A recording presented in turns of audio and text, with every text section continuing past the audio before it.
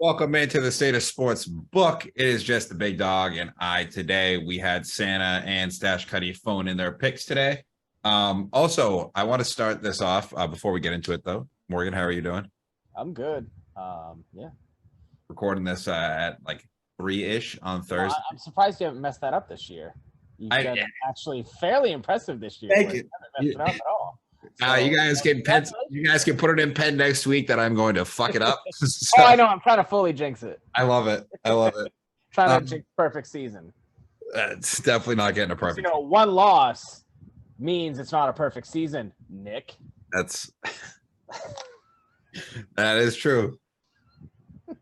And not a record. That was fun. I mean, I just want people to know, I had people, sending me the messages about that whole argument that I was right. I just want that, on the record.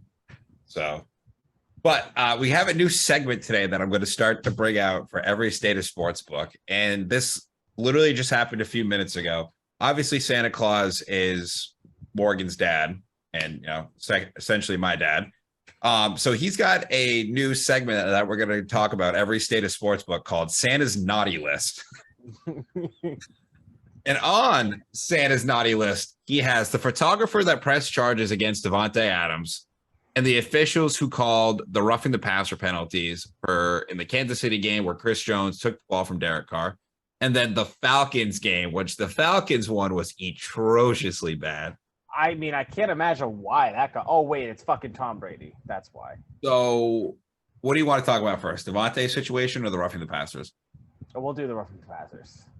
I mean, both of those were just like they were pathetic. Like we're playing football, guys. You know what I mean? I made fun of the refs for the non-delay game penalty that was not called. Yeah. These were worse because they kind of changed the whole outcome of the game. I mean, the Falcons. Atlanta got fucked. Like Atlanta gets the ball back with a shot to win, and then Atlanta can go to 3-2, and the Bucks drop to 2-3. And the Falcons lead the division. I think that's a call from New York being like, no, we can't have that happen. It's Brady. That was an ugly one. But I mean, the Chiefs were still able to win. Chiefs, yeah, it felt like they were going to win that game. They're kind of just one of those teams that just always seems to find a way to win. I mean, what? How? You're going to let Travis Kelce just get 4 touchdowns? He only had, 22 receiving yards, too? He had, 5 catches for 4 touchdowns. Which is hilarious. It's like, yeah, it worked, but you didn't cover him when it mattered. I mean, they literally were running the Green Bay offensive. Hey, we're at the 1 yard line. A little quick out to Kelce. Touchdown. Kelce, touchdown. Mahomes is going to scramble around. And look, Travis Kelce's open for. I think he just threw another touchdown to Kelce. I think he did. Recording. I think he did. It's ridiculous. Mahomes is so good, by the way. Mahomes is gross. It's so impressive. We'll get to the Chiefs later because Mahomes not being a home favorite for the first time in his career after 41 consecutive starts is just fucking, as Stephen A. would say, blasphemous. That is blasphemous. Get Bayless. That's wild to me. I do know that is we are going to have the same pick for that one this week. Oh, yeah. I texted you that, was that yesterday or Yesterday, Tuesday? Yeah. And I was like, home dog. How is the Chiefs a home dog? That's the easiest pick of the week. Fucking crazy. Freak of the week. That's what that is. All right. Devonte Adams. Ugh, this fucking horseshit. Get the fuck out of his way. So a photographer's job is to get there, be as close as you can to get pictures without being in the way. That's literally step number 1.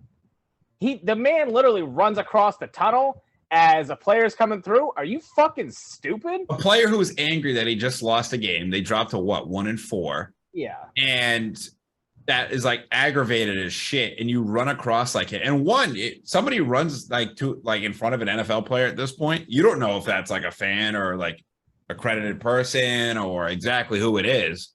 So Devontae Adams get the fuck out of the way. Why are you running across the tunnel? You know what I mean? It's ridiculous. And then this pussy presses charges. Like, are you kidding? Devonte should have knocked him the fuck out. I mean, that's stupid. I mean, Devonte did apologize right away, which credit to him. Not really though. Well, I mean, he apologized for the action, but like credit to Devonte because that is better than right. Like that's better than what I would have done in that situation. That's because Devontae's a classy guy, and this is so out of character for him for this shit to be going on. Is just insane.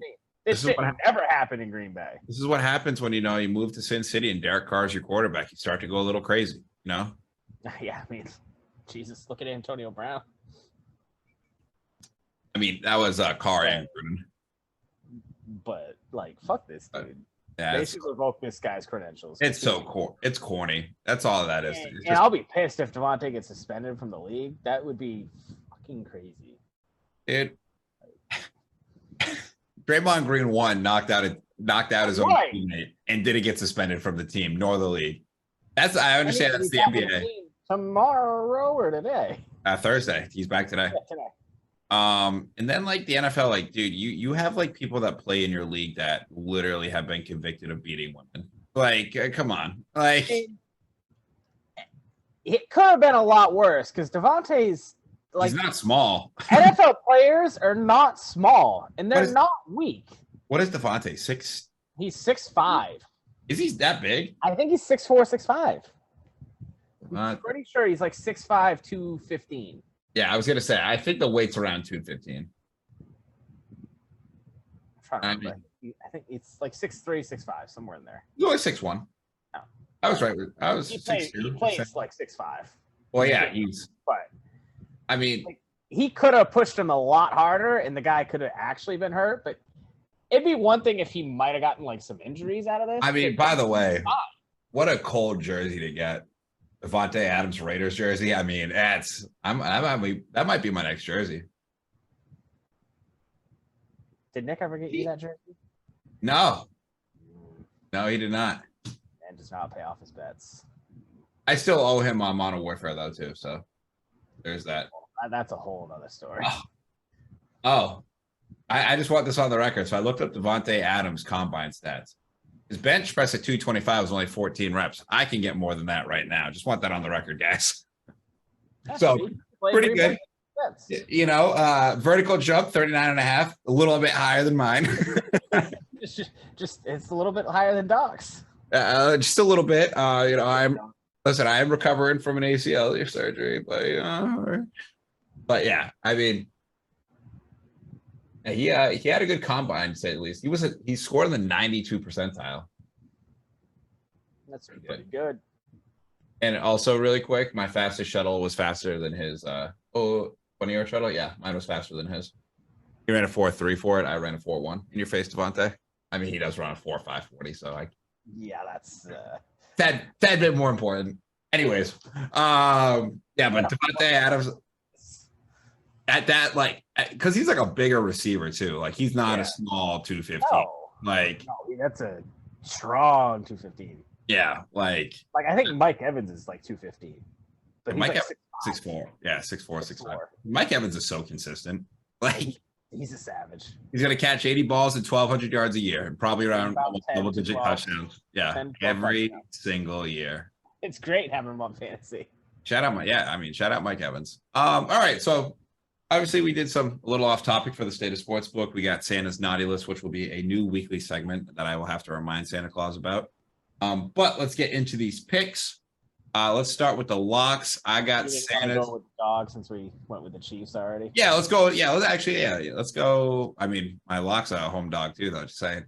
Let's go with the dogs. Upset. I have Kansas City +3 against Buffalo at home, and I know you do too. I do too. You can't give Mahomes points. That's the simple explanation for it. That's crazy. I think the Chiefs win this game outright, to be honest. I would think so. But giving points to Mahomes is like giving Brady points against a divisional opponent in Foxborough. Yeah, it's December. Correct. I mean, I think it'll be a good game and a close game, but you just can't give Mahomes points. No. Do you want to do Nick's picks and I'll do Santa's? Yeah, I can do Nick's picks. All right. So Nick has upset. He's got Miami plus 3.5 with who's playing quarterback? Is it their third string? Spencer. It is Minnesota though. So like I don't hate it. It's a 1:00 game. You know what though? Hey, whatever you want to say about Nick, he hasn't been losing much. I mean, I guess, but I don't even know who the quarterback is for Miami right now. So I don't think they're gonna win. Yeah. That's all right. I like it. All right. And then we got Santa Claus with the upset versus the Green Bay Packers, taking the Jets plus 7.5. I don't hate it. I think they probably cover. This is back-to-back weeks for Santa for his Jets as his upset. You know, if the playoff picture went in right now, the Jets are in the playoffs. I told you preseason they were going to be a pretty good team. Zach Wilson, baby, the MILF. I wasn't kidding. I thought the Jets have a really good team. I think the defense was going to take another step up. Quinnen's looked awesome. Sauce is coming on lately. Yeah, lockdown. Definitely. And I mean, Zach's going to spread the ball around, and he's a gamer. He'll win you games. Yeah, lose you a few, but he'll win you some. I mean, I like Zach Wilson now for sure with his like whole MILF personality. I think it's awesome. No, he's matured, one would say. He's definitely matured. All right, let's roll with the unders. Santa has the Rams versus Carolina 42 as an under. I think that's probably pretty solid under. And I'm going to take that Minnesota versus Miami game at over-unders at 46. I can't imagine Miami scoring that many. Next under, he's got Arizona, Seattle at 51. I don't know about that because Seattle defense can't stop a fly. I mean, Kyler Murray is the size of a fly, so it is, I still don't think. I think both teams will put up 30. I'm pretty sure that's every Seattle game this year has been like 35-30. Hey, man, Gino's slinging it. Gino is slinging it. Who saw that one coming? Not me. My under is New England, Cleveland, 43.5. I just don't. Defense and running the football, baby. I don't see a lot of points with, what's his name? Stevenson? Rashawn Stevenson. For New England. Yeah, Stevenson, the running back. Last week. Yeah. And Chubb. I mean, hey, the thing is, though, is they unflap the Zap. You know what I mean? All right. You need to calm down. Maybe back-to-back weeks. Is it in Cleveland, too? It is in Cleveland. Ooh, I like that. I like your under even more because that weather's always horrendous there. Yeah. And, I mean, the correct term is the Zappy hour. It's not. No, I like unflap the Zap. Zappy hour is way better. Zappy hour is great, but Zappy hour is like the PC version of unflap the Zap. You know what I mean? I don't know. We can agree to disagree, Sure. All right, let's go with the overs. Santa has his over. Baltimore versus the Giants at 44. My over is Jacksonville versus Indy at 42. I think that'll be a higher scoring game. I think Indy's out for a little bit of revenge, and I don't think Jacksonville has back-to-back weeks with Doug Peterson as their head coach. I just want this on the record with the offense being as stagnant as it was. It's fair. Nick's over. He's got Dallas and Philly riding with Cooper Rush, where this was gonna be my upset. We're gonna take the Cowboys. I was very much leaning. No, this was gonna be my lock. Oh, okay. I was gonna take Dallas as my lock, but I just decided against it. You're a sick man. Yeah, well, I'm telling you, this defense is gonna affect Jalen. Micah Parsons is. It's gonna be Jalen's worst game of the season this year. I think Philly gets held under 14 points. 14? You think Dallas defense is that? I think that defense is that good. All right. I mean, I can see it happening. You know what I mean? Like, Micah's a game breaker. Micah Parsons is. I mean, there's so much less pressure on that secondary now because you only have to cover for 4 to 5 seconds. Maybe 2 seconds. Yeah, and I don't care who's on that offensive line. He'll get through it. They'll double him. They've been tripling him. They still can't stop this man. As an edge rusher, them just being like, no, you're a great middle linebacker, but we're just going to have you start to rush the passer. Like, I haven't seen like a force like this in coming off the edge. I mean, Aaron Donald does this from the inside, which is very impressive to me. Impressive, but like off the edge, like he's like this is going to be like kind of crazy, and I don't want people to like jump the gun. He's already better at defensive end than Myles Garrett. Oh yeah, that's Like crazy. I was thinking more like a Strahan or Jason C. he's more athletic. Like that's the physicals I want to look up on somebody real quick. It's Michael Parsons. Because he's just a fucking freak. He's insane. He's like 235, 240, 6'4". 6'3", 245. All right, that was pretty close. You were very close. All right. Let's go look at his combine stats. Because these are going to be they're disgusting.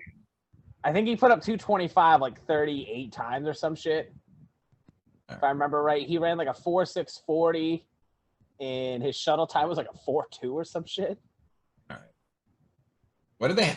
So here's his weaknesses. Oh boy. Needs to provide ability to find solo tackles. Lack of experience and patience shows. Runs himself out of position with unnecessary early charges. Quick to run rather than scrape with square pads. Has issues battling downhill rushing attacks coming at him because they had him at middle backer. Loose gap leverage. Takes on blocks with shoulder over punch and separation. Needs to run feet through striker as tackler. Stiff hands, misses out on easy interceptions. His NFL comparison, because they had him at backer, was Myles Garrett. But like, shout out whoever it was, Dan Quinn. Dan Quinn. That man knows how to get back.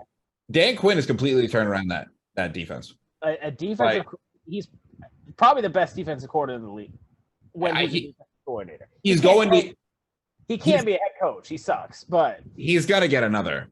He will, just because this defense is just a different level right now. But I mean, dude, he's a 28-3 comeback in Atlanta from winning a Super Bowl. Like, he's not a bad head. You know what I mean? He's not a great head coach. Not bad. He's fairly average. I think history tells he's had a lot of 8-8 seasons. Hey, the thing is, though, is Eli Manning was fairly average, but he got that Super Bowl or 2 Super Bowls. You know what I mean? Eli was better than average. Don't discredit Eli like that. If here's the thing, if he fucking beats Brady, he's probably still the coach in Atlanta. You know what I mean? Like, maybe. But yeah, I mean, Dallas is serious, man. Like, I wasn't kidding when I took him for my Super Bowl this year. Yeah, I mean, Michael Parsons. Like, this is the first year in recent memory. And we all know how fondly I talk about Aaron Donald. This is the first year that I would take another defensive player on my team over Aaron Donald, and it's Michael Parsons. Yeah, and it's his second year, which is like fucking scary. Like, imagine they get another pass rusher on the other side. Imagine if you gave this guy cocaine and crack like Lawrence Taylor, how good he'd be. Yeah. But like, no, like in all seriousness, like Dallas has like done really well in drafts. They always have. Their one mistake that I could say they made is paying Ezekiel Elliott. Like, I think paying Dak, but I mean, Dak is good. Like, Dak's Trent Dilfer. No, he's not. He's better than Trent. I don't know if he is. He's better than Trent. Can't stay on the field though. So the best of it ability is availability. Can't stay on the field. But I mean, fuck, Santa will be delivering coal to everybody if the Cowboys would make the Super Bowl this year and for next year. I didn't mention it when you brought up the Jets, but I think they're becoming my second team to root for. The Jets? Behind the Packers, I think. I don't hate it. I kind of like the Jets. I like the Jets. I mean, I wish they kind of went back to the old school unis like Vinny Testaverde era. You know what I mean? Like, I like those ones. I think part of it was I just all the time our matter franchise was the Jets. You were the Jets, yeah. So much. I mean, that's why I got like a soft spot for the Giants, is because that one, like, I was the Giants, and I mean, I just racked up Super Bowls, but yeah, and they beat Brady, so that's the other. I mean, I was talking about it at work the other day, and we were sitting there talking as my work phone's going off. But I was like, when Brady got stripped in the Super Bowl against the Eagles, it was one of the best moments of my life. It was great. Yeah. All right. So are we on the locks? I haven't even given my over yet. Okay, you haven't given your over yet? Which you're gonna hate, but I'm taking the Rams, Carolina. I don't hate it. PJ Walker's sick. But I think the Rams might flat out score 42 themselves. You think so? Like you think they bounce back like that? Carolina is so bad, and I think the Rams are going to come out super desperate. Their defense isn't. Carolina's defense is not terrible though. Like the defense of the Rams scores 2 touchdowns. PJ Walker's not terrible. Okay, but he'll do better than Baker. I will say that. We clamp down McCaffrey. Where's the ball going? DJ Moore. No, he ain't gonna have time like that with Aaron Donald. I mean, that's a good point. So all you have to do is mention Aaron Donald. Like, yeah, you're probably right. But anyways, now we can move on to the lock. All right, lock of the week. Santa has the Chargers -4.5 against the Broncos. My lock of the week, I have Seattle as a home dog +2.5. I really, really think Geno has it going.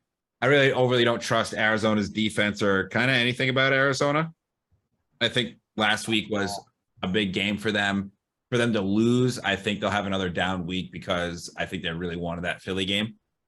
And I'm taking Seattle at home dog. Like, come on. Home dogs. It's hard to go against a home dog. That's so like disrespectful to the team. I agree. Most of the time. Most of the time. Sometimes it's justified. Yeah, unless it's the Jaguars. Yeah, I get it. Or like, hey, it's the home game versus, I don't know, Denver. That's right. Nick's got Green Bay -7. Hate it. Hate it. I hate it so much. Can't wait for Santa to win that one. I hate mine just because of the team. I'm taking the Vikings -3. Jesus Christ. I hate it, but are you okay mentally? Are you good? No, I am like straight bipolar now.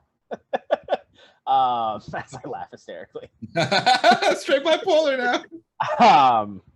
I just think it's a 1:00 game. We're gonna get good Kirk Cousins. And Miami, I don't know who's playing quarterback. Spencer something. Thompson. Spencer Thompson. There it is. Yeah. That sounds right. And I just don't think he'll not make mistakes. I think he'll give the game away easily, even if Kirk Cousins tries to. Yeah, I think you're probably right. So before we get out of here, we kind of had a text message battle today. With Nick talking about the Red Sox and Yankees rivalry. You don't want to do the college games either? College games. Let's do college games. We got Bama versus Tennessee. Bama -7. I'm taking Alabama, obviously. I'm taking Tennessee to win outright. You want to make a bet on this side action? No. But I like Tennessee to get 7 points, but I think they're going to win. Sure. Even do you know who Will Anderson is on Alabama? Yeah. Yeah. Okay. I'm just making sure. I just think something special going on in Tennessee right now. So yeah, I think Will Anderson is going to dominate that game per usual. I don't know. You got the Heisman on Tennessee's side. I mean, the real Heisman's Will Anderson. You got Hendon Hooker. Fire name. It is a fire name. Like fire name. All right, and then we got Michigan versus Penn State. Michigan Battle -7. Michigan is -7. At home in the big house? At home in the big house, 12:00 game. I'll take Michigan -7. Yeah, I think it's a Michigan. I think Michigan makes a statement today. Yeah. I'm pretty sure they've owned Penn State the last few years. I mean, Penn State's just one of those teams that's like they're always like perfectly top 10-ish. Yeah, you're like you're good, but like you're just never gonna take that. They'll lose to the Ohio State. They'll lose to Michigan. Yeah, kind of like Michigan though. Like with Ohio State, like you know what I mean. Like you guys are good, but like, Penn State and Michigan will be two teams that greatly benefit from when the college football playoff expands. I'll say that. That's the type of team that they are. Because they'll win a game in the playoffs. Yes, correct, and then they'll lose. Yeah, right. And then USC Utah. Where is that game? And what's Utah? Utah's 3.5-point favorites, sitting at 4-2, ranked 20th in the nation. I'll take USC. 6-0, unbeaten. I'll take USC. You know I got to roll with USC. I can't not take USC. Caleb Williams. Caleb Williams, 5 touchdowns. Count them. You know what? I'm gonna. I think it's double digits USC. To be honest with you, I think it's 42-20. Yeah, Caleb. He's He's incredible. He's a beast. And that receiver that transferred from Pittsburgh, what's his last name? Kenny Pickett's target from last year. He won the Blanket Award last year. And then Addison? Addison. Yep. And then they got that running back that wears no sleeves, no gloves, nothing. He transferred in too, and he is sick. I'm a big fan of him. I like him. He just like goes in the end zone, just gives the ball to the ref. And it's just like, dude, you're out there like absolutely dominating. You're just like, yeah, whatever, you know? I mean, it's a high bar for USC running backs. So, you know. Well, I mean, there's something about running back. He committed murder and he hasn't cheated the NCAA. So. That we know of. But I just respect running backs and like players that are good that just don't wear anything, like no gloves, no sleeves, just go out. That's a swagger on its own. It is, yeah. Like you're a different type of psychopath if you're doing that. Like almost like a OJ Simpson, you know what I mean? Play it. But I had a question to pose. I'm pulling a Nick here with this. What is the greatest rivalry in sports? Because it's surely not the Red Sox. It's not the Red Sox Yankees. At one time, I would agree with Nick. It probably was. And back before the Red Sox won a World Series in the 86 years, when the Yankees were the evil empire and they did all the winning and they would always beat the Red Sox until about 2011-ish. No. The Yankees won in 09. The Sox won in 07. Like they were still kind of going back and forth. The second the Sox got the one, it was over because at that point they came back 3-0 against the evil empire and it was over. You know what I mean? Like it's like, you know, to me personally, like, you know, but like up into like Aaron Boone's home run was like the last little bit of that rivalry. Like, you know what I mean? And then like of the Yankees dominating it. And then obviously, you know, we have the history. Back when like hating players and teams was okay. And not everybody. Yeah. So like back then I would say best rivalry sports, but like more like I get to it, like the more I kind of lean towards college sports for great rivalries. Like Duke UNC basketball, like men's basketball, I really think is up there for me. Like I don't like, you know me, I don't like college basketball, but if it's like the Duke UNC Final Four game, I went out to watch that, and I don't like college basketball. I was like, I'm making a point to go out and watch this at a bar because I want to see like the reactions. Right. College football too. I lean towards that quite a bit. Like the Alabama Auburn, like the Michigan Ohio State. Now that like Michigan like finally got one, you know what I mean? Notre Dame USC. Hell, I didn't even take the Army-Navy game at the end of the year. Love the Army-Navy game. Nothing better than the I don't know if it's a rivalry, but it's one of the best events put on in sport. I agree. But like you had a good list here. I want to go back to it very quickly. I love how we're like actually like doing an episode here. I know. Just it just kind of happened. Yeah, it just happened. But I don't even think the Red Sox Yankees cracks the top 10 for. I was gonna say you got the Packers versus the Bears for the NFL, and then the Lakers versus Celtics. I mean, the Lakers versus Celtics is like so far gone to me. Like we had like it renewed a little bit in the late. But I was comparing it more to Red Sox Yankees because more people will watch the NBA. Oh, if you had a finals tomorrow, if say last year it was LeBron James and the Lakers versus Celtics in the finals, it would have done numbers. Like, for sure. Well, is that because it's Lakers Celtics or it's because it got LeBron in it? I think it's the combo of LeBron and the Lakers. Like that would get like people, because like people love, like you said, people love to hate LeBron. Right. They love to. So, I mean, NFL wise rivalry, I mean, I think Brady versus Mahomes gets more like now.